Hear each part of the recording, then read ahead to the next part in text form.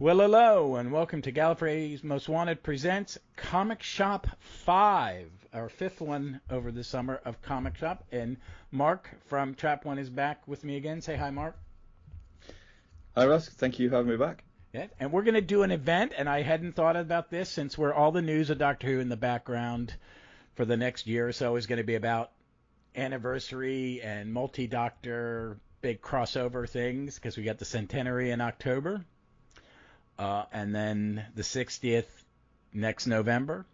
So we're doing a big event. It was the Lost Dimensions from 2017 Titan, and it was a 8-part comic book. It had an Alpha and Omega and 2 specials, and then crossed over from the 9th, 10th, and 12th Doctors.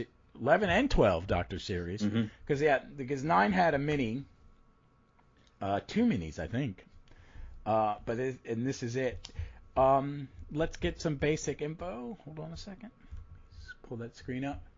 So it was published in 2017, and it features the 12th, 11th, 10th, 9th, 4th Doctor.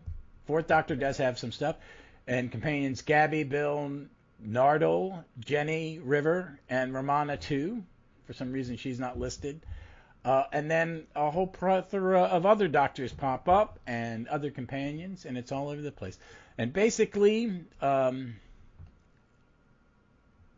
something has happened, and I just read this morning. I got up early to read it. Time is going crazy, and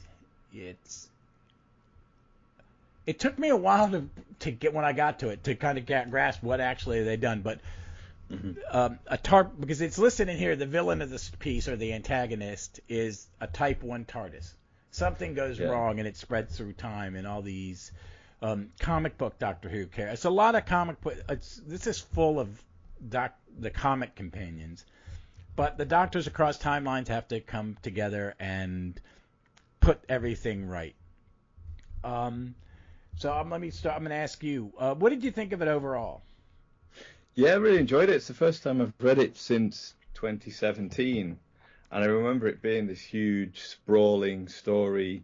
And like you say, it covers a lot of Doctors. It delves very much into a lot of Doctor Who lore as well, doesn't it? God, yeah. The Cartmel master plan is right there in it.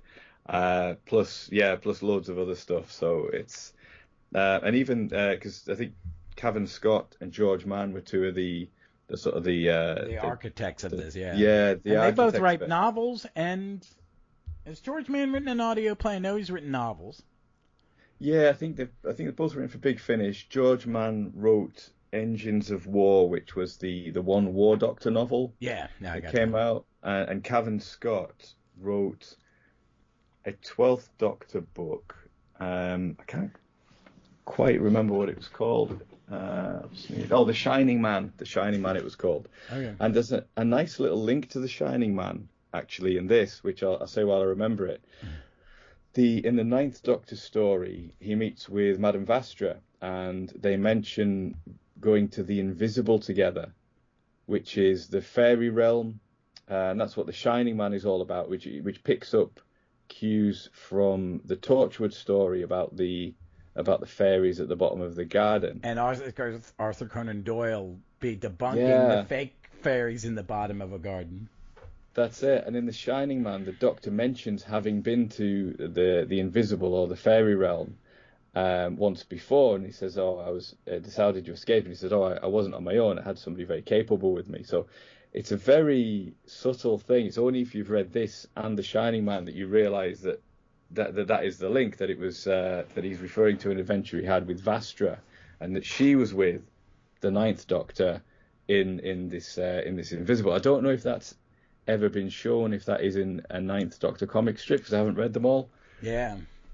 But it's a don't think lovely so. little, it's a nice little through line that he's created that backstory, and across different across the books and the graphic novels that he's tied that up as well. Yeah. Because I can't remember. I forgot who at the top of the thing is. You have Tara and Jack. and it's been so long since I've read the Ninth Doctor comics, I forgot about Terra, that they did create. Titan was. They made sure they created a companion for every series. So they had their characters. So there's Terra. You got Gabby and Kim with Tennant's Doctor. You got Alice with Matt Smith. You got Bill and Nardole, which is great. Because this came out just about the year they introduced, because they had him with Clara, and then they had him with nobody, and it was like on the year 3, I think, is when they brought Bill in, and Bill had been, that was a big deal. Yeah, because this was September to November 2017. And then the 12th Doctor regenerated that Christmas, didn't he? So yeah, she only was in about a year's worth of comics, because with this is the Alpha and the Omega and the 2 specials, and then the other things are from. Let me make sure I say before I say that, because the Ninth Doctor one might be. No, the Ninth Doctor is a special too. It's not part of a series. So, right. But the 10th, 11th, and 12th Doctors are actually issues of their comic. Yeah. 12th Doctor is number 9. Yeah, it's like number 9. I think it was the 9th month. Because they all came out at the same time, and on the top of the books would say year 1, year 2, year 3, and they would start back over with 1 every year. So, but there's some good stuff in it. What I loved about the first one, because first one's pretty much done by the 12th Doctor's art team. It's Rachel. What is it? I'm going to pronounce that one. Stott. Yeah. Who I like. And we were talking before. I said she's just done some FF, and I think she's doing some more. I think she's going to be coming back on one of the specials coming out this year from Titan, done by Dan Slott, American comic writer who is a big Doctor Who fan, and he's doing a Spider-Man title now, and he did and Rachel Stott was on with him when he did FF. But I love her art in that first chapter. She's one of my favorite of the Titan comic artists. Yeah, definitely. Yeah, she captures the characters really well. Yeah, as you say, the first one sort of sets things up a bit as it's the 12th Doctor at Bristol University with Nardole and Bill. When a spaceship crashes into, did you notice it was the Terrance Dicks library? Yeah, this time I did. I loved it. That's so that was a nice idea. A spaceship crashed into it, and it's a bullship from State of Decay. It was the ships that the Time Lords used to fight the great vampires with. And out of its steps, Jenny from the Doctor's daughter. Yeah, this is the first time this character's been back. This was definitely before they did the. Georgia Moffat did the Jenny box sets. Yeah, because it's funny. This shares quite a lot of DNA with one of the Big Finish anniversary specials. I can't quite remember which one it is, but that has Jenny in it as well. And I think the basic idea of it being a very old TARDIS setting the events in motion is the same as well. Was that that first Ides of March box set? No, I think it was one of the ones that it was either a Doctor Who anniversary or it was a Big Finish anniversary, like a celebration of how long, maybe 20 years since they got the license. I can't quite remember what the story was called, but it had a bit of all the characters across the the different properties in it. So they had Jenny and. I can't for the life of me remember what it's called. I'll have to look it up and let you know for the show notes. But I remember, I think it was maybe like an Alpha TARDIS was the thing that was behind it. Whereas in this, it's a Type 1 TARDIS. But yeah, it had Jenny sort of meeting various Doctors and things as well. Because they have some panels where Jenny meets the 5th Doctor as well, which is obviously her dad. Her real life, the actress's real life dad, Peter Davison as well. So that was nice that they got some panels of that. And she's got some cool armor that she's fashioned as well with the seal of Rassilon built into it. Oh yeah, I like that. It's a good costume design. Yeah, and she's there to warn about this threat. Is these white holes? So the white holes, but they're also possessing people, and making their eyes go completely white with kind of lightning crackling around them, and they just say the word peace over and over again. Yeah, I like the design of that costume, and I think they captured Jenny. She's a little tall, I think. Sometimes I'm like, you made her a little Amazonian. She's a tiny little thing. I like also you have the third Doctor popping up in the Tenant's, the 10th Doctor's TARDIS. Mm-hmm. And I like that Osgood is wearing basically the 6th Doctor's costume and the 5th Doctor's shirt. Yeah. Yeah, I mean, I really like the design of this. She really captures. I mean, everything's really accurate. I mean, the design. I don't want to. I mean, she's just. I know she's a nerd. I know she's one of us. She's a big nerd, but man, she really captures the different styles of the TARDISes and all the actors. I really like this the first issue really grabbed me. But then it goes into the 9th Doctor, and this one was a fun one with Vastra and, pirates. Yes. And I think it's something you've always wanted to see, which is to see the modern Silurians alongside the 3rd Doctor era Silurians as well. And here it explains that they are a scholar. They're the scholar class, whereas Vastra are the warrior class. Yeah. So that's quite a nice idea, and it is great to see them alongside each other. And there's some quite nice antagonism between the Doctor and Vastra here as well. Yeah. Because the Doctor's kept this colony of Silurians a secret from her, but it's because they're carrying a disease that would be transmissible to her. But it reminded me, I don't know if you listened to Redacted. I've written this. Listened to. I haven't finished it. Yeah, because it's just because Vastra's in that, and she's she's not entirely an ally of the Doctor in that as well. So I think she is a character that you can do that with, where she's an ally of the Doctor, but not just not on any terms kind of thing. Yeah, there's something in here that I think this is tied into Blood Tide, Big Finish, because you got the 6th Doctor in a flashback walking along the beach with the main Silurian in this. Yeah, that's the one that's set on the Galapagos Islands, isn't it? Yeah, with Darwin and Evelyn. See, that's what I kind of liked about this is, it not only pulled from TV mythos, but it pulled from comics and books and anything that they could, cross over. Mm-hmm. And I don't think this was an anniversary. This was a special for any other reason other than it was going to be the big crossover for the year. Because they did 3 of them during Capaldi's time: the 4 Doctors, Cyber Supremacy, and this one. Yeah, that's right. Yeah, I think it was just an annual event, wasn't it? Just to probably for the people that maybe just bought the comics for the events and didn't routinely buy them just every month. Well, this is the only one of those events that actually is in in the other books. Is it using issues of an ongoing as part of it?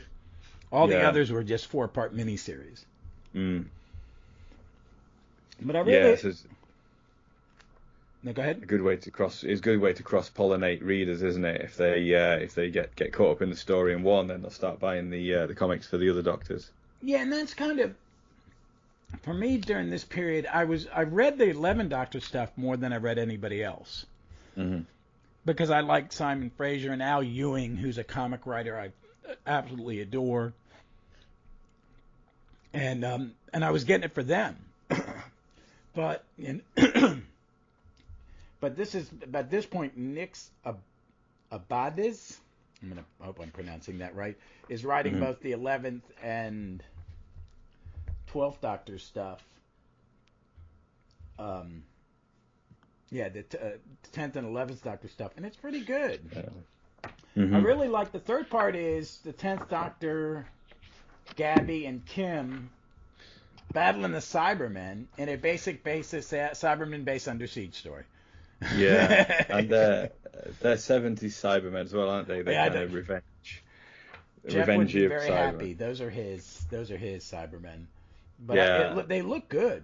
I think they actually look more like, yeah, they are 70s. I was thinking they more like Invasion, but that would be about the same. They're not that different. But it was a lot of No. fun. I liked it. It shows them flying through space, which makes sense. You know, they're Cybermen. Yeah. They don't need spaceships.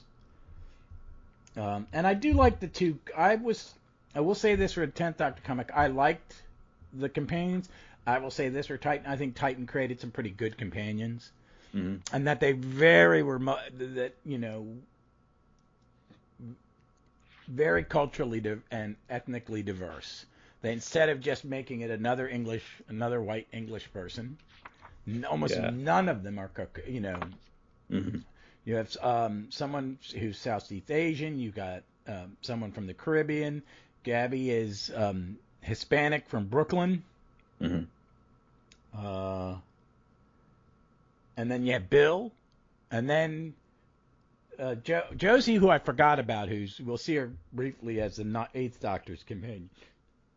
She was just in that one mini, so I forgot. I was like, who the hell is? Oh, that's right, he did have a companion in that. And then Tara from the other created one, and it's a nice mix. And this was for standalone one issues. I really liked this one a lot with the Cybermen. Yeah, I love seeing different Doctors with different eras Cybermen. They do that on Big Finish quite a bit, don't they? Where you'll get very early Cybermen with much later Doctors. So unlike TV, where they always meet the slightly upgraded one from last time. It's nice to see them with different eras, I think. That's kind of one. Other than it's really good, but the last two-parter of the Capaldi era, where you had all the Cybermen. Yeah. So, and I thought the Mondasian, they were able in that one to show how horrific that the Mondasian ones are really the scarier, because it's like there's still a little bit of you. You can see bits and pieces of a human. Mm. So, but I mean, through the first couple issues, this really was, it was really interconnecting. What I liked about the next one is the 11th Doctor is one. I really love this person's art. Yeah. This was some really Leandro Caso and J.B. Bastos. I really liked it. It's a very simplistic style in a lot of ways, and a little more cartoony, but I really loved it.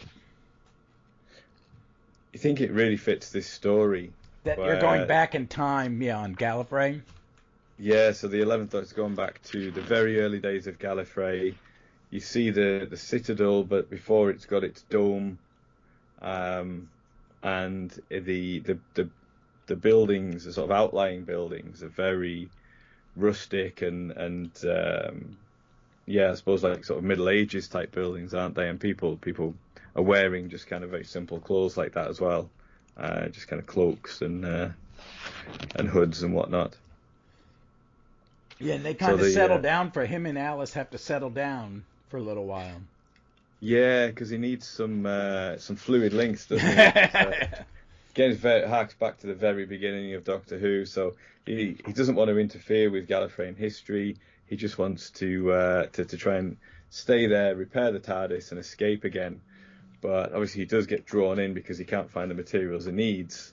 And when he arrives at the capital, we see a Type 1 TARDIS, which is sort of having its internal dimensions fitted, but it's very much like it's a living being, and they're having to hold it down with ropes, and it's very sort of skittish, and it is like a living thing. So the Doctor intervenes, and he's able to calm this TARDIS down, and to help them bring it under control. At which point, of course, he then gets a job, and this is where it ties into the Cartmel master plan, because he refers to himself as the other one.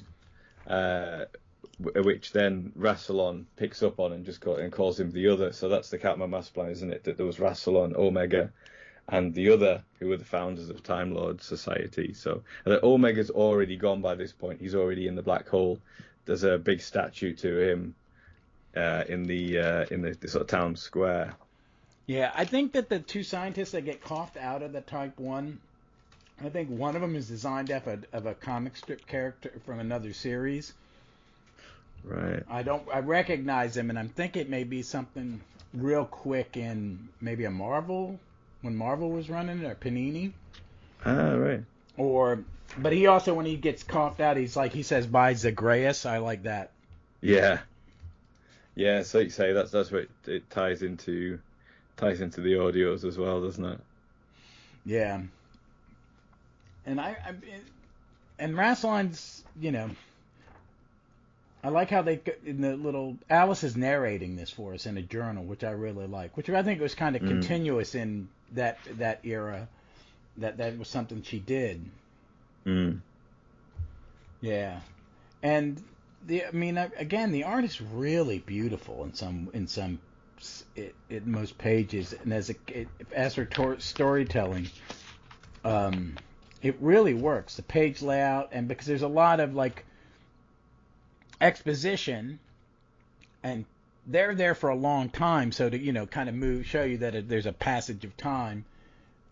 There's some repetitive panels, and it's just, I really like Alice as a character, and she's really good in this. And I like she has a little conversation with the second Doctor. Yeah, there's a hologram, isn't there? Like that was introduced in the Parting of the Ways, the TARDIS hologram. So you see the second Doctor warning her to try and prevent the 11th Doctor from going on this test flight with these Type 1 TARDISes. Yeah. And it comes via the hypercube, like the one in the Doctor's Wife. Yes, yeah, and the War Games, isn't it? Yeah. Yeah, I really liked it, and I think who wrote Nick Abrasis is make sure I'm doing that right. He found the second Doctor's voice. He does that. I really like that. I could hear Troughton saying all this stuff. And it just has a great, and it. The cliffhanger where he's gone, he's lost. That was a really nice comic. Yeah. So now we're on to the next part 5, which is the first of the Doctor Who specials, which has 2 stories in it: a River Song story and a Fourth Doctor story. All right. I like the River Song one. I like the art a great deal, but. It's quite a different style to, especially what comes immediately before it, isn't it? They're really it's way more detailed. Yeah, they're very, very different, which I kind of like to differentiate. The 2 different, and I really don't know any of these creators. So these may have been newer creators that they were using. But I didn't recognize them at all from anything else I'd ever read. And I've not read all of the Titan comics. There's some of these I'm behind on, and I haven't really caught up because I've been reading what's coming out new. But I would like to see more art by this person. The woman, is it a woman? Sure, might be a man. Who did the River Song art? I'd like to see them do something a little less necessarily busy. I think this has to be what it is. Yeah. No, it's Ivan Rodriguez. I'd like to see more of his stuff. I kind of like that. I like both artists in this stuff. So what did you think of the River Song story? Yeah, I liked it. I think I preferred the other one in here. I think it's maybe even across the series, maybe the least engaging. It's still enjoyable, but. And maybe because it doesn't tie in as directly to the rest of the story, but yeah, it didn't engage me as much. But like say, the art is absolutely stunning. The T-Rex and the level of detail in it is very, very impressive. Yeah, I agree. I don't think either of the River chapters really add anything other than that you have River in the story. Yeah, that you see what she's doing while the rest of it's going on. But I do like this Fourth Doctor and Romana story, and I know Fraser Gregory would love it because it's got. Yeah. You guys would both love it. You got protons and quarks. Yes, this is a nice idea that. Sorry. Yeah, Jennifer.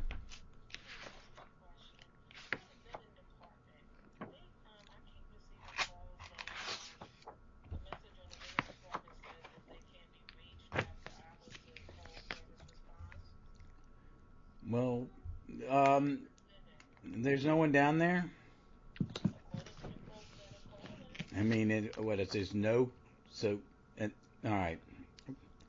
Well, there's nothing I mean, sometimes we can help, but it's normally to put them through to the linen department. What are they looking for, scrubs? For actual linen for the beds. All right, page the EVS supervisor, see if they can if they can get them some. Have them call you, because it's on the same floor as EVS's office. And if that doesn't work, page the clinical administrator to you. Okay.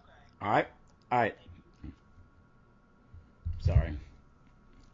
Oh, no worries. No. Linen's not delivering bedding. So where were we? So yeah, this is the Fourth Doctor tackling an issue which I think has been caused by the main threat in the story, the white holes. That different universes are opening up. So you've got a universe where the Ogrons are dominant, the Ogron Confederation. Then there's another one where the Crotons are the dominant race, and another one where the Quarks are the dominant race. And the Doctor speculates it's because in those universes there aren't any Daleks who would naturally, I suppose, be the sort of apex predator that would stop all the other races being too big.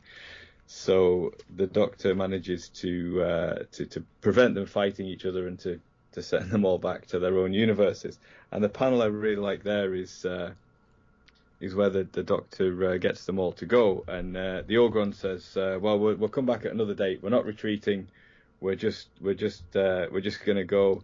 And the Crotons say, "Prepare for departure. This is not a retreat. This is not a retreat." And the Quark goes, "Bleep, deep, blurp," and then it's translated and it says, "Quarks, run away now." I really like that. I like that the Ogrons without Daleks evolve into Star Trek. Yeah.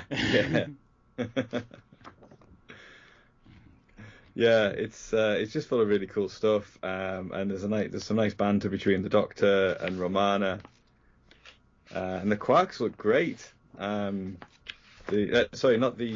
Crotons in particular look great in comic strip form. They've done them really big and imposing, with loads of different weapons and things. And I think that comes from the Eighth Doctor novel series.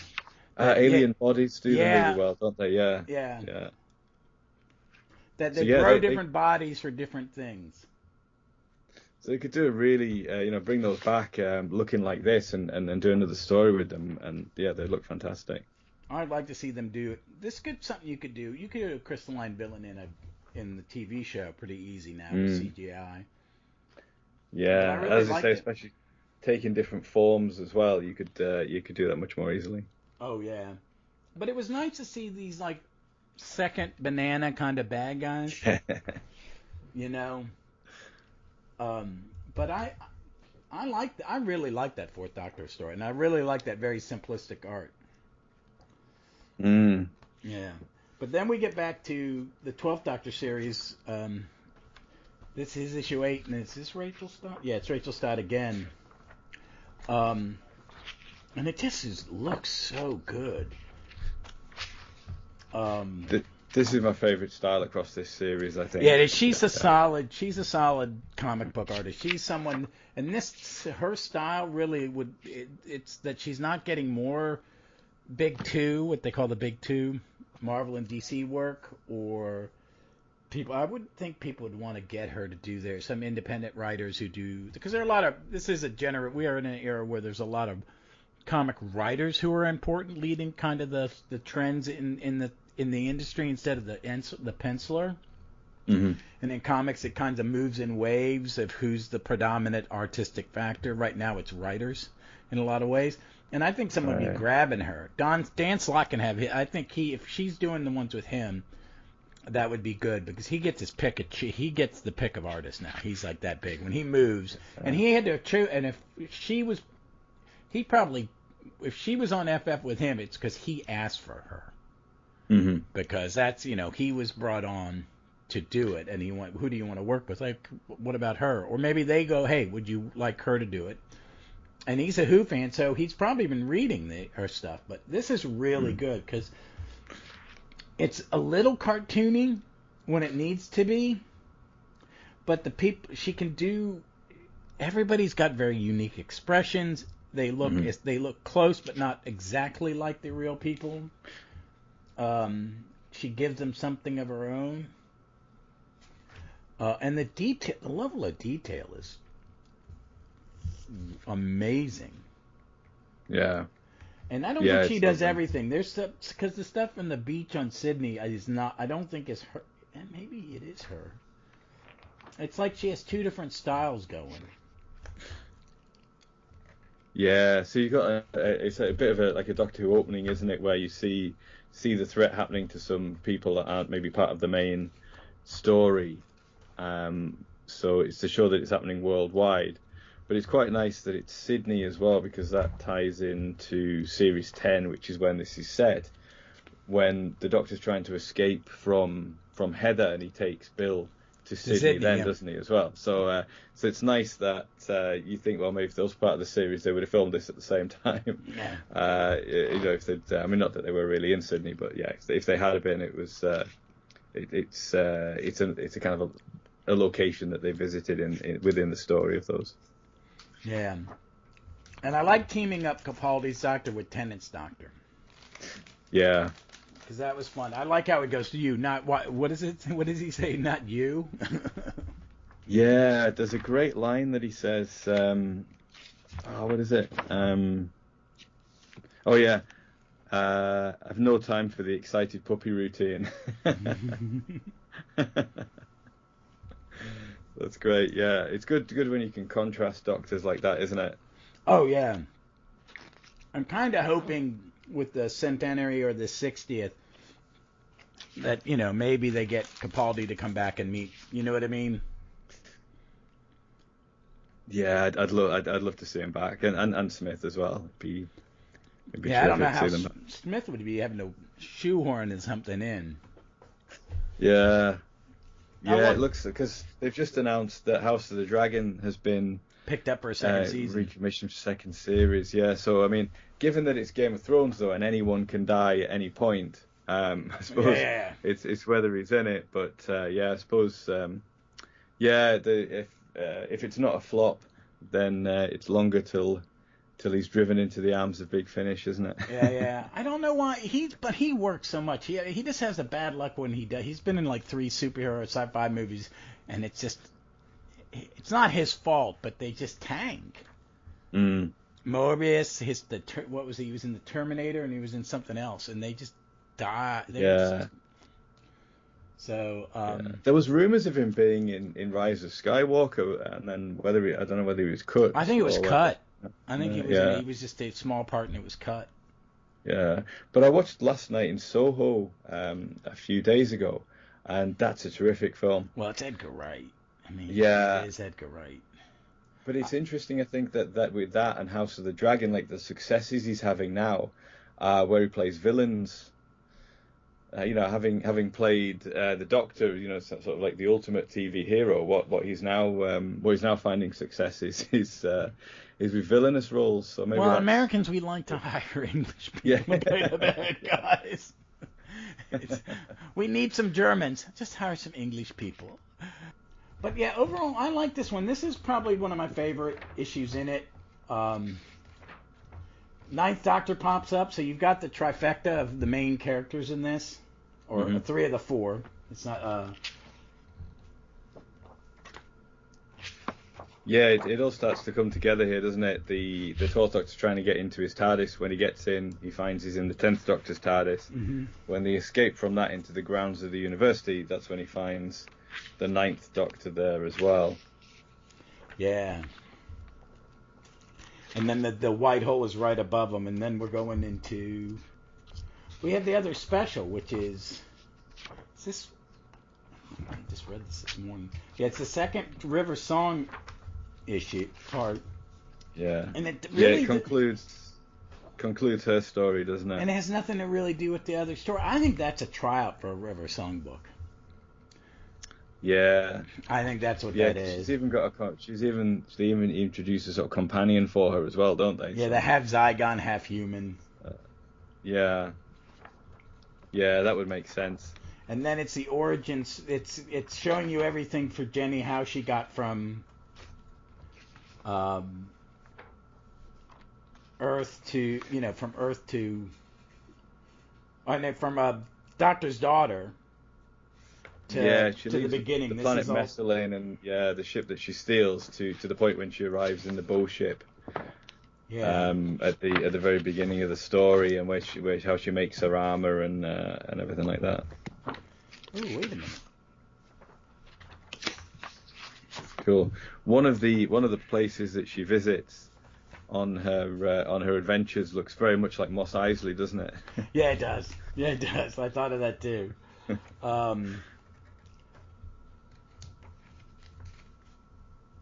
Yeah, it's basically a direct shot from Star Wars. But yeah, I really like this one. I like this artist too. I don't even know who this was. I think this was several artists because it's Carlos Reno. Thomas E. It's a mix. It's good. And there's also the back in the 2 pages? Is it three pages of Alice? No, it's 2 pages. It's her and Rassilon are talking. Oh, I'd missed that. Yeah, and she gets in an early TARDIS and goes.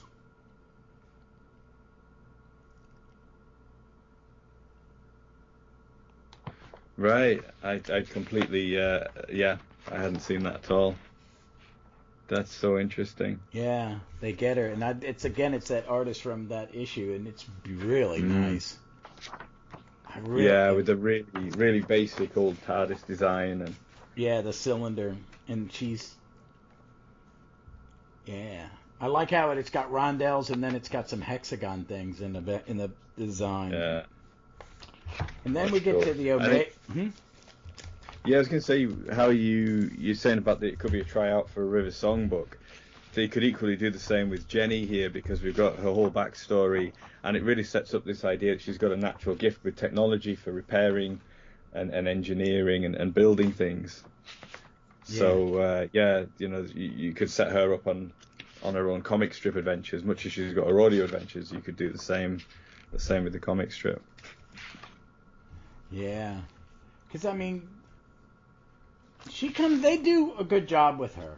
I think they do a real good job with her in this. I mean, they're working on very little. I mean, 1 episode, and her audios hadn't come out yet, had they? No. No, I don't think so. But I like this. It's a good wrap up, and it gives you all the big ending kind of fan service that you expect from a big crossover. Like they open the door to the TARDIS. They're in the TARDIS, and they're running through it, and the Jenny and the 10th Doctor running through, and the rondelle. Everything keeps changing into a different style. And then the door opens, and in runs the 8th Doctor and Josie. Mm-hmm. And then they all end up in the courtyard. And it's good to see him, and he's in his Time War costume, which I really... And the Night of the Doctor?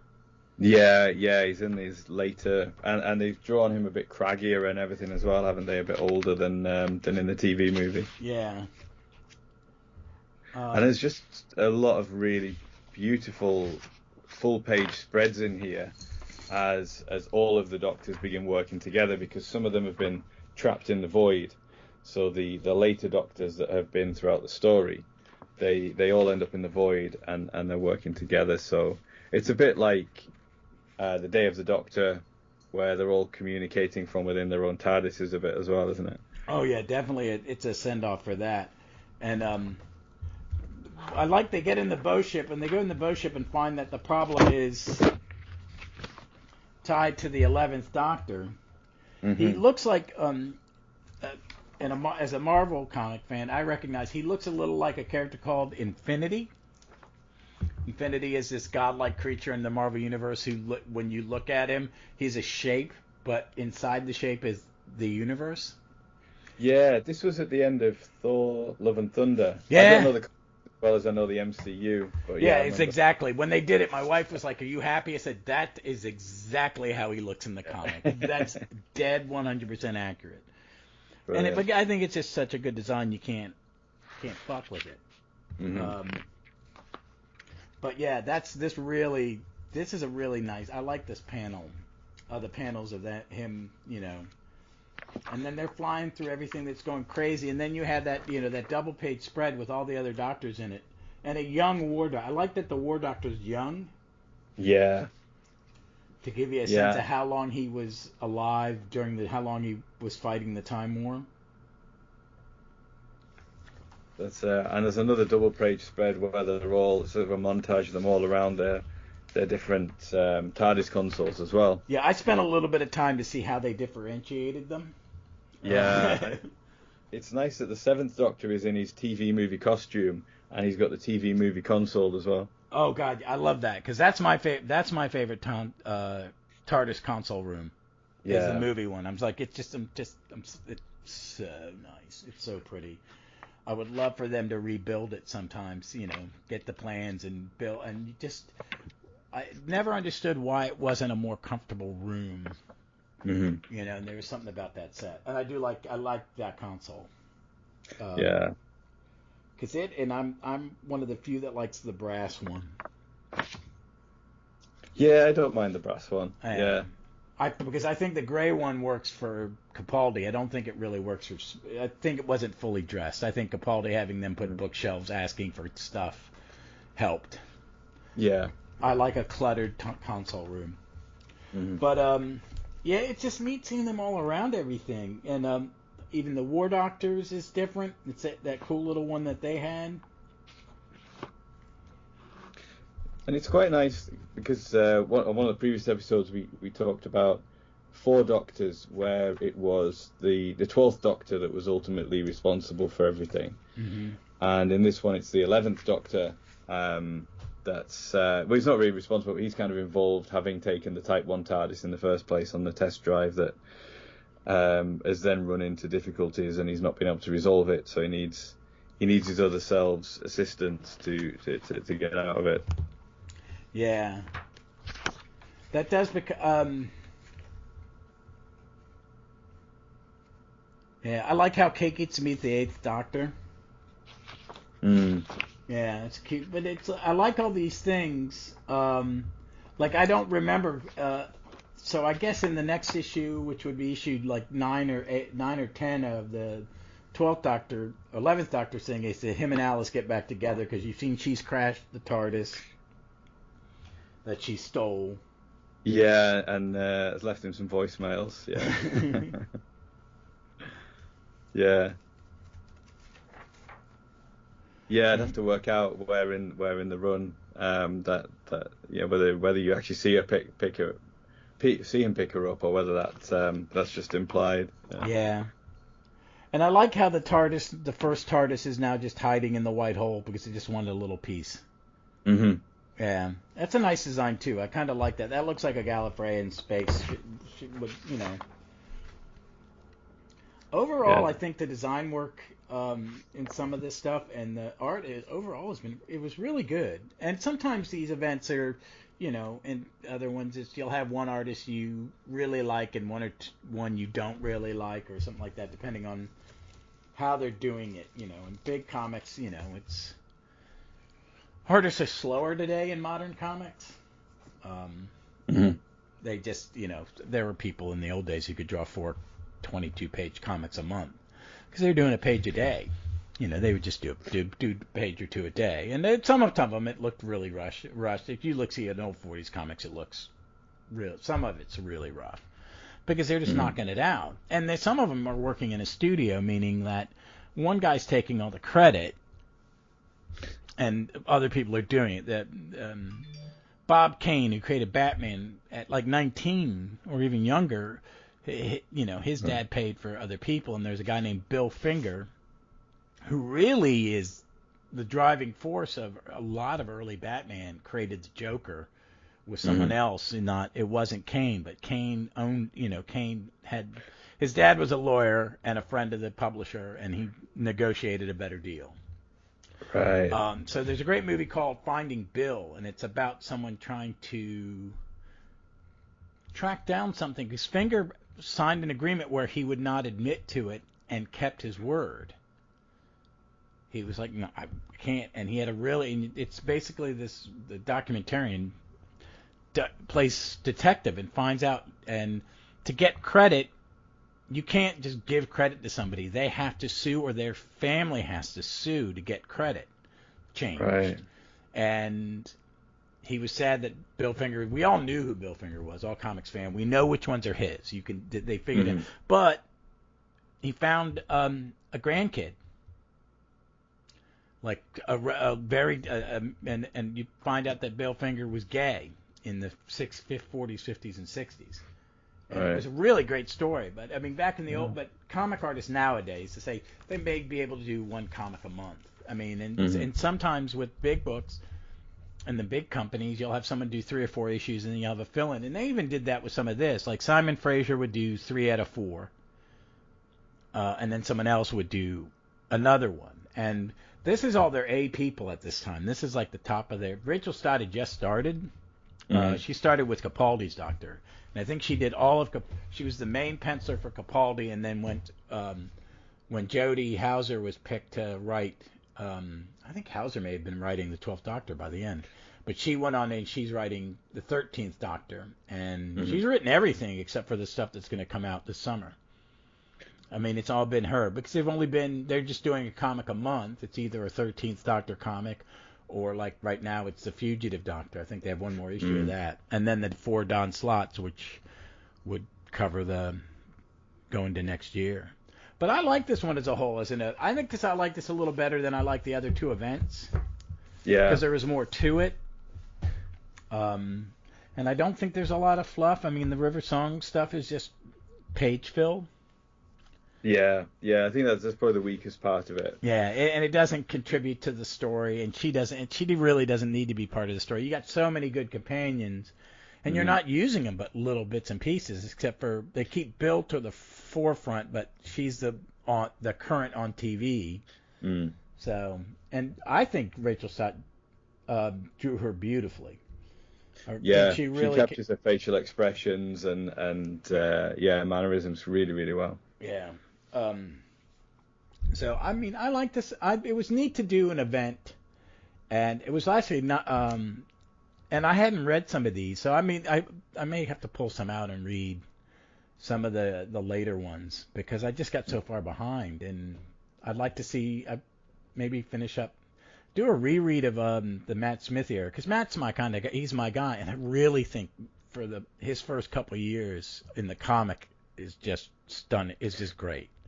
Yeah, it's got that David Bowie's plot line. Yeah, I really love that. Being attacked by my cat. She wants to play. She always when I'm recording, she's in the room. But I really like this one. What did you think of it overall? Yeah, I think you're right. I think it's probably my favorite of the event ones. There's some really striking, stunning imagery in it, especially in that last issue when all the Doctors are together. But all the way through, it's nice to see Jenny and the 5th Doctor together. It's all that kind of mashups of different eras is really fun. Like I say, 10th Doctor with the 70s Cybermen, the 4th Doctor meeting like sort of 2nd and 3rd Doctor villains like the Ogrons and the Crotons and the Quarks is really cool. So just that whole kind of mashup idea is really, really good. Yeah, I'm gonna put a bunch of images up when I post this just because and do some tweets because there's a lot of stuff in here to really show off. I wonder how it reads as. I mean, I read every issue. I got up early this morning to reread it, and I read every issue. It took me about 2 hours. But I would like to see it and see the trade. There is a slipcase that's coming out with all 3 of the Titan events in one. All 3 volumes in a slipcase in hardcover too, isn't it? Yeah, it looks really nice. Yeah, it does. I'm tempted. Me too. There's some really nice comics are doing things called omnibuses where you get like 1,200 pages in one big hardcover volume. I bought a few I found some bargains on eBay because normally they're about $125, and my comic shop gives me a 25% discount, so it's still like $99 to $100. They're worth it because it's huge chunks, but I've had to, I'd like to see them. I just like a nice hardcover, but they're expensive, and I think that box set's not that terrible. Yeah, I think it's about over here I think it's about £40. Oh, So that's I'm not sure bad at all. yeah. So that would be about let's see if I can find that while we're chatting. But I'm really digging this. Keep enjoying doing these Titan runs because it's just, they for the most part, I think they have good writers. First of all, I mean, they had some good ideas, and I think everybody did a good job. I mean, George Mann and Kevin Scott set up a good premise and keep it going, and the art is just really good. There's a good group of artists, and I'll when I post this, I'll post a big list of them because. Yeah, and they know their stuff. They know their Doctor Who lore, obviously, to bring in Oh my the God. Cartmel Master Plan and elements like that. It's clear there's a clear love and knowledge of the series and all the surrounding ephemera as well, isn't there? Oh yeah. I'm trying to find this thing.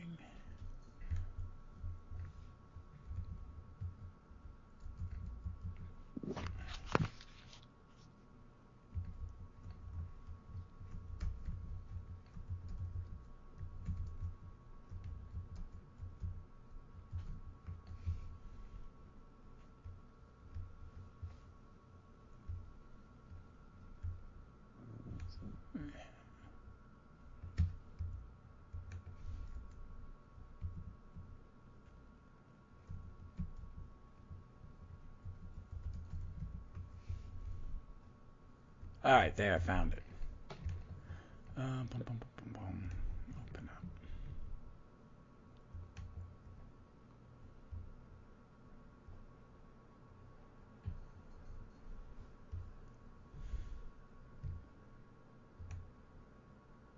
It looks. Oh, that is a nice image.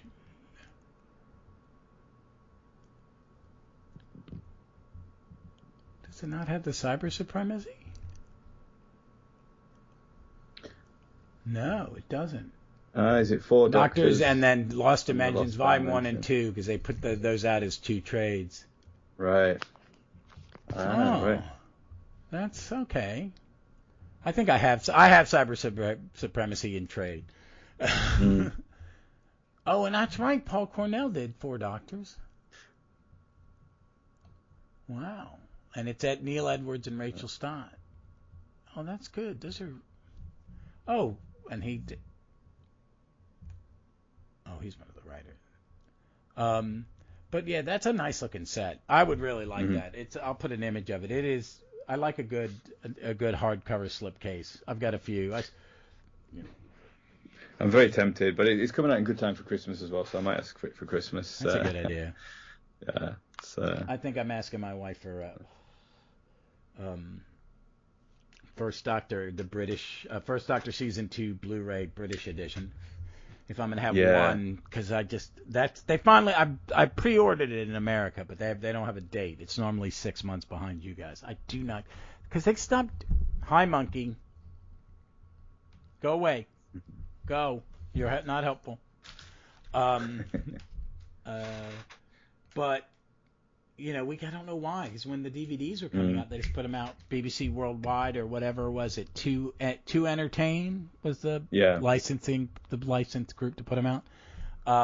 We got them at the same time.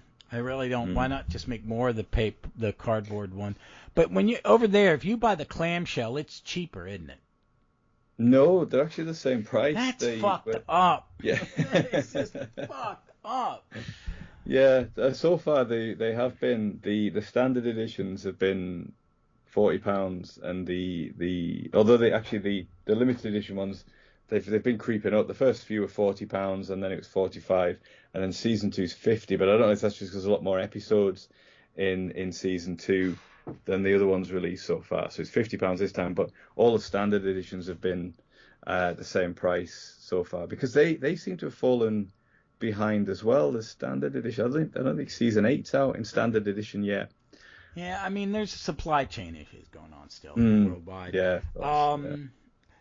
And people, the economy, they're probably going, let's just put out less so we can, if they're going to buy one,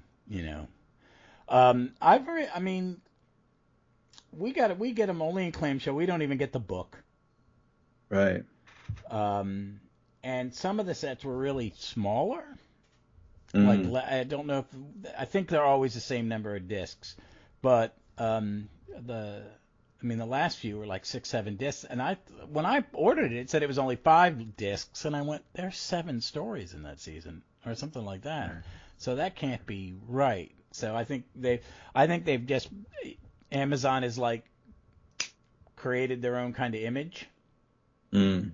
You know, this is what the clamshell look like because the cover's the same. You know, the cover, it's all is it Lee binding?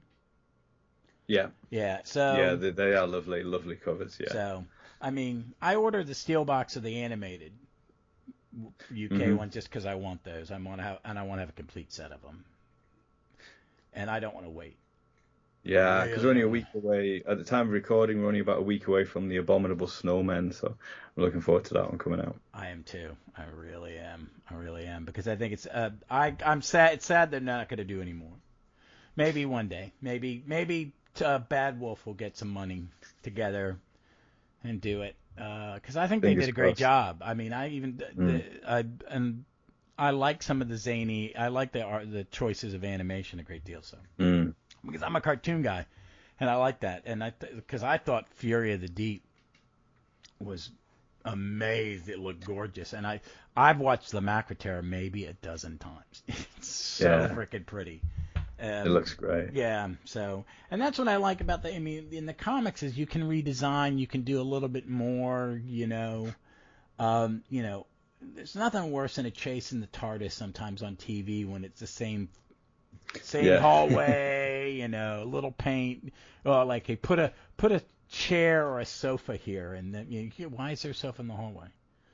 It's kind of like Gallifrey or an Invasion of Time where it looks like you're in a rundown hospital. Yeah. It's neat to see all that stuff and have all the doctors you're never going to have together to get. I mean, Big Finish does a lot with Michael Troughton and Tim Treloar. I think they do. I think they're wonderful. But it's neat to see it in comic form with a good group of artists. Yeah. All right. Well, let's tie this up. Anything you want to plug other than? Just Trap One. Yeah. Look out for upcoming episodes. We'll be doing the Abominable Snowmen. So looking forward to that, the new Target books, and various other things that are coming along. As we all wait for New Who. This is a long wait. We only get 2 episodes. I don't know. I'm waiting to hear what the rumors are for the 60th. They keep saying it could be more than 1 episode. And Troughton said, I've filmed a lot of stuff with other people that you guys have not seen. And, so who knows? I mean, Davies, he ain't afraid to do too much. Yeah, it'd be nice to be surprised, wouldn't it? I'm liking it, and he's not good about keeping. They've gotten better and better with each producer about keeping a secret. I think some people didn't like Chibnall because he didn't market. He was like, because I don't want to spoil anything. And I'm grateful because it didn't spoil the Return to the Master. It didn't spoil, a new Doctor. I appreciate that. I really appreciated that. I'm surprised. I'm jaded and all. I've seen about everything. It was nice not knowing. It was nice not knowing. Definitely. So, yeah. But I think when they film outside Davies is just like, shit, wait, fuck it. All right. I'm going to go out there and talk to the crowd and do some press, because he understands it. He's got a little he's got more JNT in him than any of the modern producers do. And I think that's kind of why, they like to have, it's Russell T Davies. I want to see what he's learned as an artist, because he's not stagnant, which is some artists get really stagnant. No. So I thank you for being on again. I will be asking you back soon. All right. Well, that's the episode. Thank again to Mark from Trap One to come on and talk comic books and Titan Comics. We had a little conversation off mic. Another episode coming up shortly, Comics Up 6. I'm enjoying these conversations, and we're going to jump away from the Titan, but it'll be a surprise when we post it.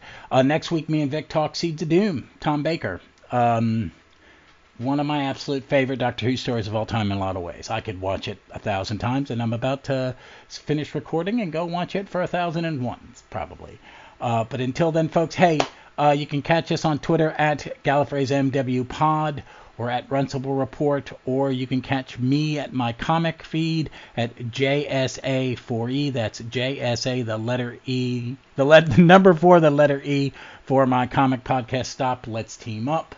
I have a lot of fun doing that. The same weekend as this drops, I will be dropping an episode about a comic creator near and dear to a lot of people's hearts, Len Wein, who's no longer with us, but creator of Wolverine and Swamp Thing and a whole lot of other good stuff. So I look forward to hearing that with Ron Ron Fleming from the Fantastic Comic Fan is my guest.